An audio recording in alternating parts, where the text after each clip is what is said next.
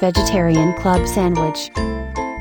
Ingredients: 3 slices granary bread, 1 large handful watercress, 1 carrot, peeled and coarsely grated, small squeeze lemon juice, 1 tablespoon olive oil, 2 dessert spoons reduced fat hummus in a pot, 2 tomatoes, thickly sliced.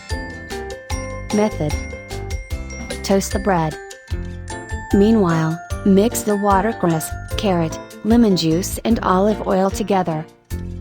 In a small bowl, spread the hummus over each slice of toast. Top 1 slice with the watercress and carrot salad, sandwich with another slice of toast and top with the tomato.